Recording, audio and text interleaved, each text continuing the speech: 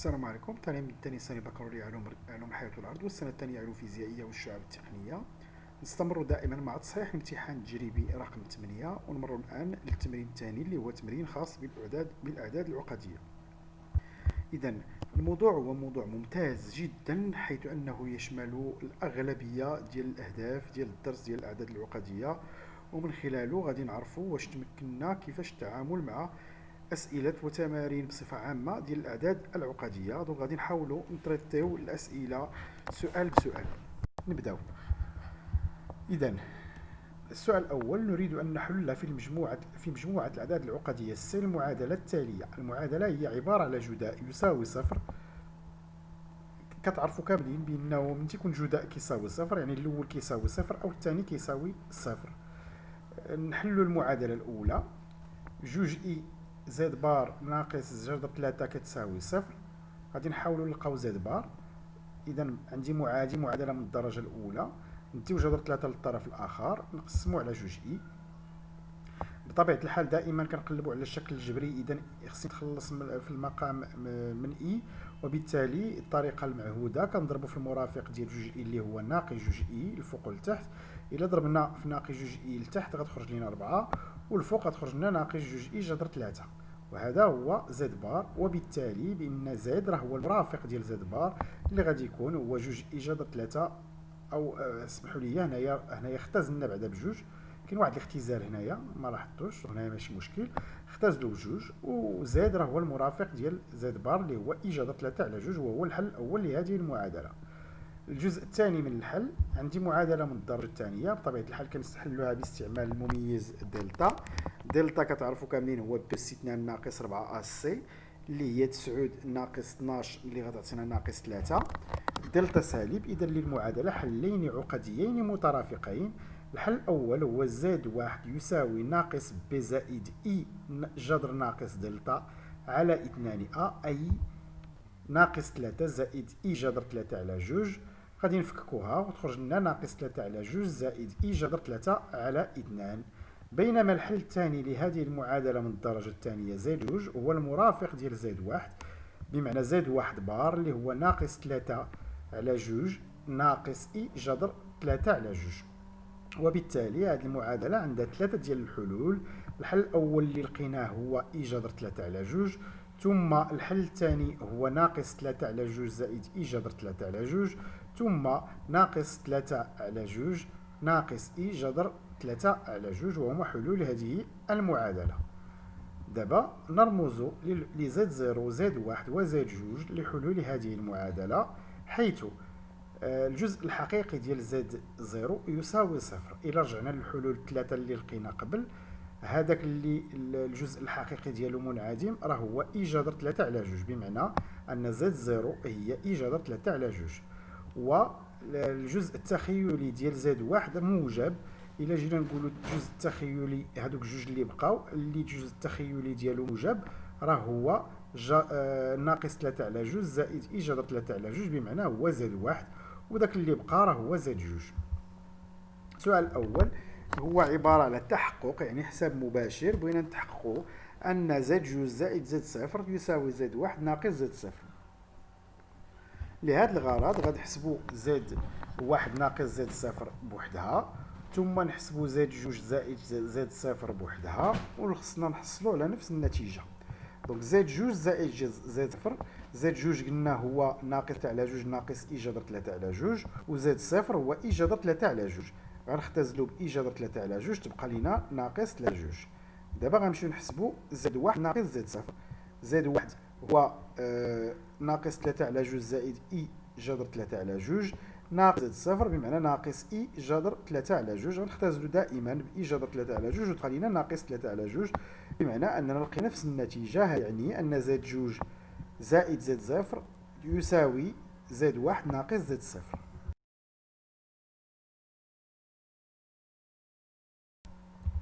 نمر الآن للسؤال باء. بغينا نكتبوا زد 0 وزد 1 وزد 2 على الشكل المثلثي. سواء طلب منا الشكل المثلثي ولا الشكل الأسي راه نفس الخدمة. عندي الأول هو زد 0 يساوي اي جذر 3 على جوج، هذا عدد تخيلي صرف. الجزء التخيلي ديالو موجب. هو حالة خاصة، كتعرفوا بأن المعيار ديالو هو جذر 3 على 2 والعمدة ديالو هو بي على 2 مباشرة. دونك هذه نورمالمون هو الشكل المختصر. إذا الشكل المثلثي راه هو جذر 3 على 2 عامل لي كوسينوس بي على 2 زائد إي سينوس بي على 2. دابا غندوزو لزيد واحد اللي هو ناقص 3 على 2 زائد إي جذر 3 على 2.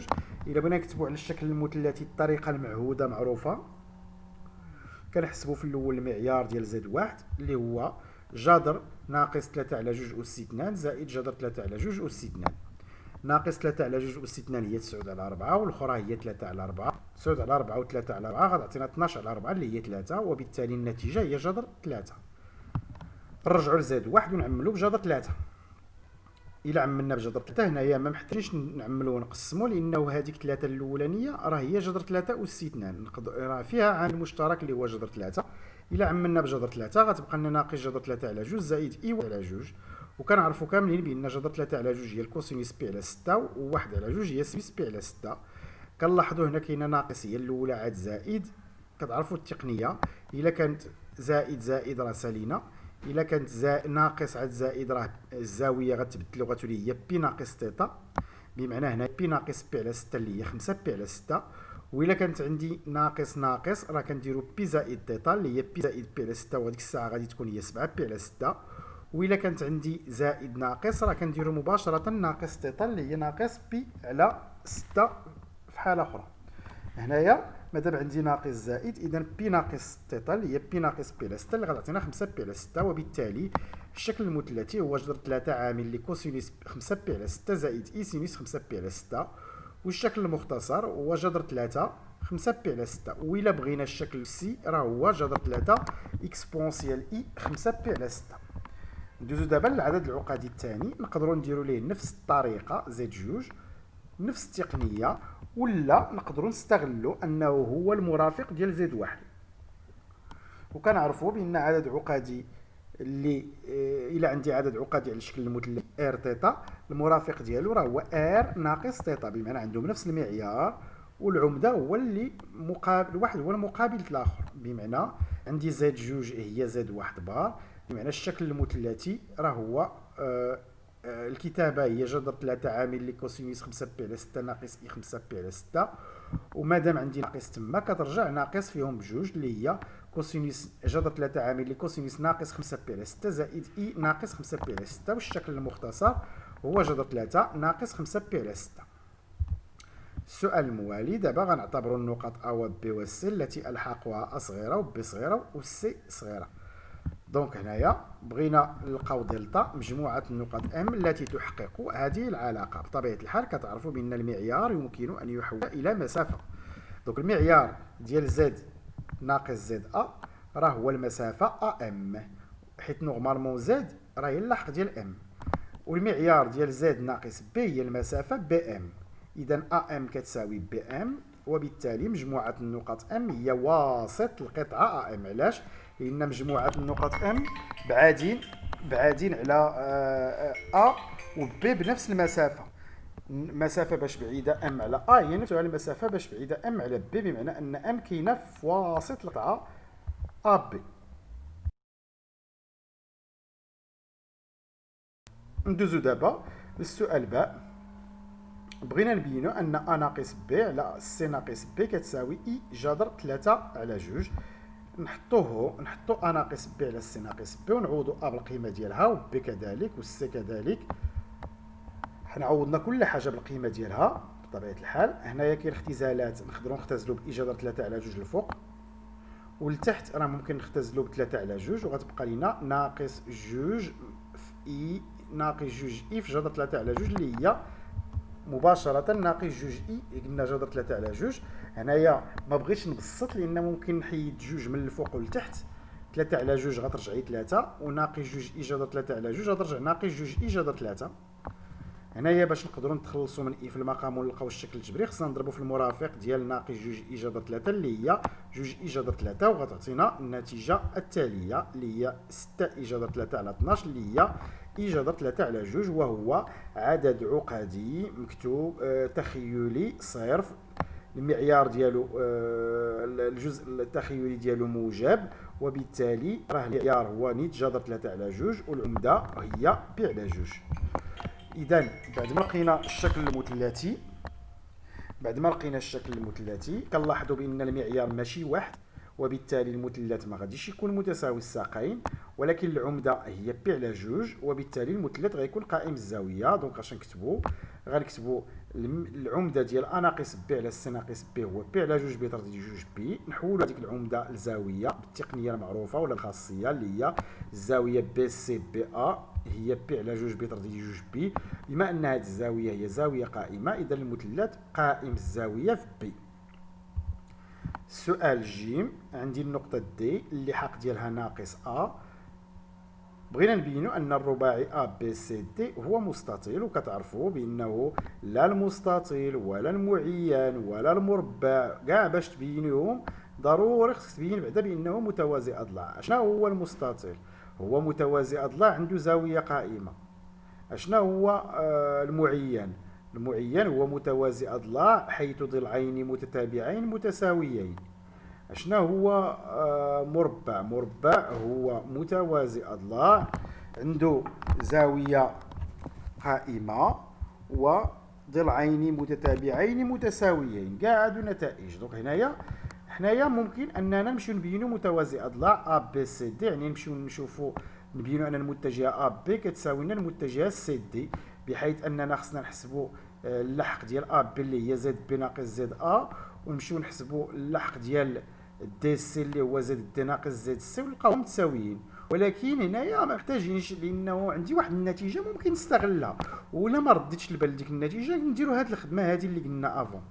دونك هنايا ديجا في واحد السؤال الاول بينا بانه زد جوج زائد زد صفر كتساوي زد واحد ناقص زد صفر. دونك هنايا نعرفوا شنو هي زد جوج شنو هي زد صفر، نعرفوهم. حنايا عندنا ا زد صفر راه هي ا، وعندي بي راه هي زد واحد، وعندي سي راه هي زد جوج، وعندي كذلك بانه تقال لنا بانه دي راه هي ناقص ا، بمعنى ا راه هي زد صفر، اذا دي هي ناقص زد صفر. دوك هادو كلهم نتائج ديجا عندي. دوك نرجعوا للعلاقه اللي عندنا هذه ونحاولوا نقادوها، لانه باش تلقى اللحق ديال المتجه خصك يكون عندك زد مثلا المتجه ا بي خصك يكون عندنا زد بي ناقص زد ا. دوك انا خصني هذيك الاولانيه زد جوج زائد زد صفر فيها ما فيهاش ناقص، نقد ناقص. اذا عطينا زد جوج ناقص زد صفر كتساوي زد واحد ناقص زد صفر. دابا نعوضوا كل حاجه بقيمتها. زد جوج نعوضوها بالسي، وناقص زد صفر نعوضوها بالدي، وزد واحد نعوضوها ببي، وزد صفر نعوضوها با. ها هي. دونك اش غنلاحظوا بانه سي دي سي ناقص دي كتساوي بي ناقص ا. دابا نحولهم للمتجهات، لانه سي دي هو اللحق ديال المتجهات دي سي، وبي ناقص ا هو اللحق ديال المتجه ا بي، بمعنى ان المتجهات دي سي كتساوي المتجه ا بي، وهذا يعني ان الرباعي متوازي اضلاع. احنا ضمننا متوازي اضلاع. باش يكون مستطيل خص تكون عنده زاويه قائمه. دونك ما محتاجينش نحسبوا الزاويه، لانه ديجا بينا في السؤال باء بان الزاويه بي سي بي ا هي بي على جوج بي ترديد جوج بي، معناه زاويه قائمه. اذا متوازي اضلاع عنده زاويه قائمه هو مستطيل. ندوزو دابا للسؤال الرابع. نعتبر التحاكي اش الذي مركزه او ويحول النقطه بي الى النقطه بي بريم. السؤال بغينا نقلبوا على النسبه ديال التحاكي اش. شنو هي يحول بي الى بي بريم؟ معناه ان اش لي بي كتساوي بي بريم. نترجموها. القاعده كتقول لي زد بريم ناقص اوميغا كتساوي ك عامل لي زد ناقص اوميغا. اوميغا عندي هنايا هي المركز، او بمعنى اللحق ديال المركز شنو هو زيرو، بينما زد بريم هي بي بريم وزد هي بي. دوك نحطوا القاعده بي بريم ناقص صفر كتساوي ك عامل لي بي ناقص صفر. هنا راه حطينا غير القاعده والمركز عوضناه بهذا الشيء اللي تعطانا في المعطيات اللي هو مركز، والنقطه والصوره ديالها راه هما بي وبي بريم، بمعنى ان بي بريم كتساوي ك بي. عوضنا بي بريم القيمه ديالها، لانه اللحق ديال بي بريم هو اكسبونسيال اي 5 بي على 6، بينما اللحق ديال بي كنا كتبناه على الشكل المثلثي ولقينا جذر 3 5 بي على 6، بمعنى الشكل الاسي هو جذر 3 اكسبونسيال اي 5 بي على 6. نقدروا نختزلوا باكسبونسيال اي 5 بي على 6 وتبقى لنا 1 كتساوي ك في جذر 3، بمعنى ان ك كتساوي 1 على جذر 3 اللي هي جذر 3 على 3، وهو النسبة ديال التحاكي. السؤال باء، بغينا نحددوا الصيغه العقديه ديال التحاكي، ما علينا الا نحطوا القاعده اش لام كتساوي ام بريم يكافئ ان زد بريم ناقص اوميغا واوميغا. راه هنايا المركز اللاحق ديال المركز ديال التحاكي هو الاصل المعلم اللي هو زد او، اللي هو اللاحق ديالو هو زيرو. دونك هنايا زد بريم ناقص زيرو كتساوي ك عامل زد ناقص زيرو، ك راه هي جذر 3 على 3، اذا زد بريم كتساوي جذر 3 على 3 زد. السؤال الأخير، نعتبر النقطة أ بريم صورة أ بهذا التحاكي.